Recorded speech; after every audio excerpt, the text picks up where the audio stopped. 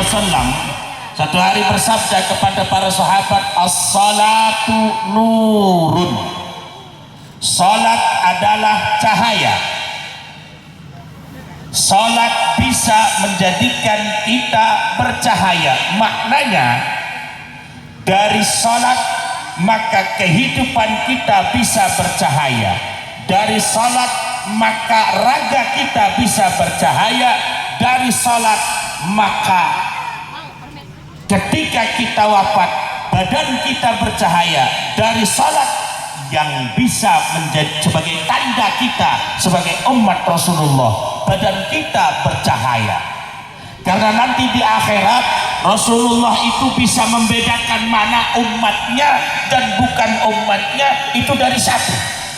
Sahabat satu hari bertanya, ya Rasulullah, nanti di akhirat umat manusia itu kan begitu banyak. Ya, di padang mahsyar manusia begitu banyak. Iya. Lalu bagaimana engkau bisa mengetahui bahwa itu adalah umatmu? Bagaimana engkau bisa mengetahui bahwa itu adalah umatmu?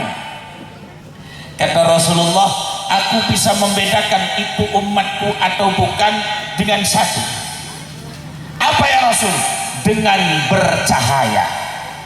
Jika badan dan raganya bercahaya, dia adalah umatku. Maka sahabat bertanya lagi, bagaimana caranya agar orang itu bercahaya, badannya bercahaya, raganya bercahaya? Jawaban Rasulullah satu,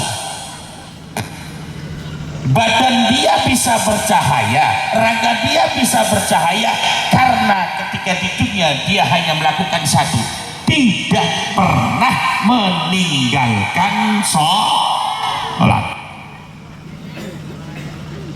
Tidak pernah meninggalkan sholat. Kebanyakan dari kita ingin hidup kebanyakan dari kita ingin hidup tenang. Tapi ketika seseorang mendapatkan kesuksesan hidupnya tidak. Kok bisa ngomong begitu Kang Ayu?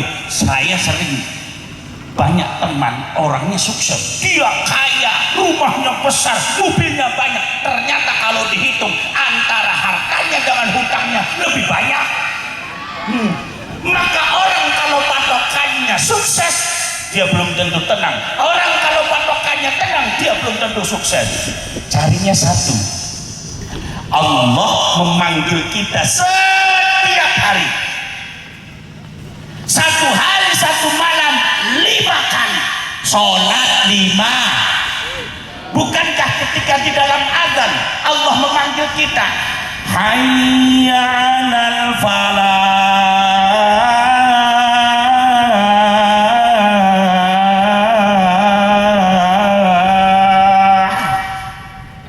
hayya 'alal falah, mari kita meraih kebahagiaan.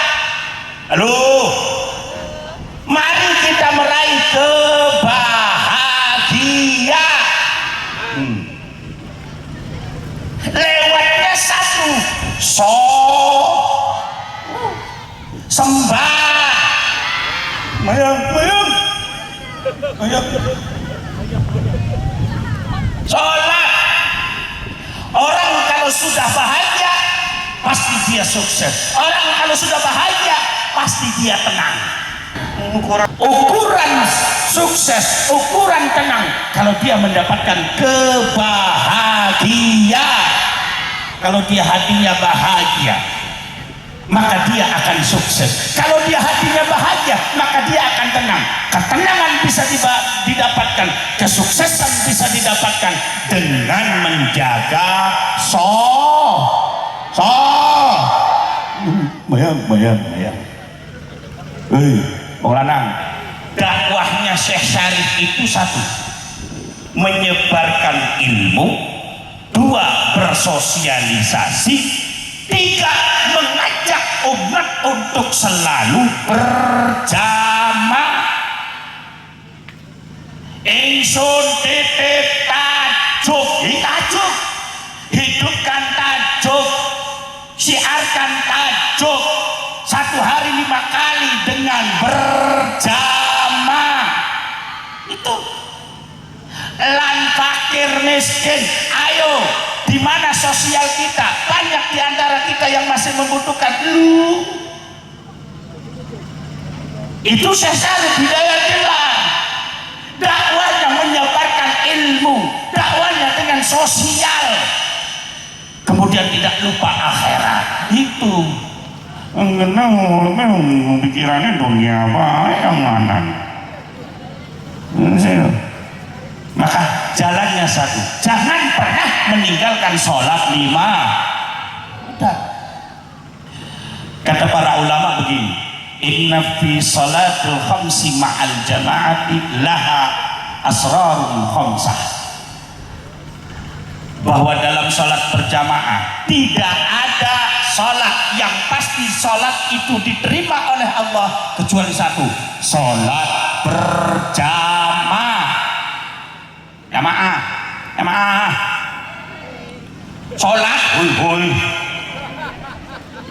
tidak ada sholat yang pasti diterima oleh Allah kecuali satu, sholat berjamaah. Yang lainnya belum tentu, walaupun ma'al khusyuk, walaupun kaya digawe khusyuk, kaya digawe khudu, durung tentu. Tapi sholat berjamaah pasti diterimanya. Dari segi mana sholat itu diterima? Aduh, kan sholat itu ana imam, ada makmum. Di mana letak diterimanya oleh Allah? Satu, imamnya khusyuk, makmumnya tidak khusyuk. Nah, ada makmum 20, dari 20 makmum ini tidak ada yang khusyuk, tapi imamnya khusyuk. Dari khusyuknya imam 20 makmum ini ditulis oleh Allah khusyuk.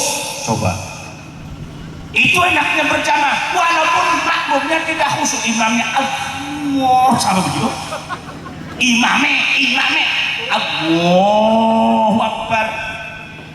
Barang model Marjono Mulyadi sing nyotok dengan ada bayang lapar, cuman bukan begitu lapar.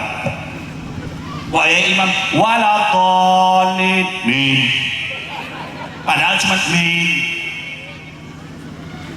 Tapi karena imamnya khusyuk, makmum yang tidak khusyuk ditulis oleh Allah khusyuk. Kalau sudah khusyuk pasti diterima oleh Gusti.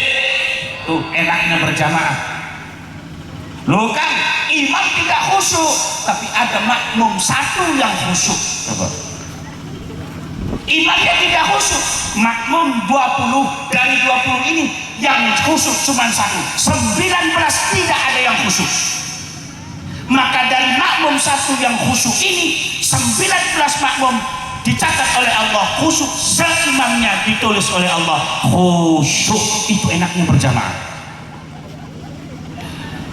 Wah, yang ketiga, sekarang makmumnya tidak khusyuk, tidak ada yang khusyuk, imam juga tidak khusyuk. Ya imamnya orang khusyuk, ya makmumnya adalah kasih khusyuk. Imam mikiri setoran, makmum minat tetek, ila bengek. Anak sing mikiri arisan, anak sing macam-macam. Maka tidak ada yang khusyuk. Loh, saya yakin 99,0% sholat kita tidak khusyuk, termasuk saya. Apalagi golongan ini, ya kan? Tidak ada yang khusyuk, saya yakin. Nah sekarang sholatnya tidak ada yang khusyuk, makmum tidak khusyuk, imam tidak khusyuk. Lalu dari mana segi diterimanya sholat berjamaah? Masih ada satu. Coba sing nongkrong ning siji mene siji ning sorwitan namanya. Nah itu apa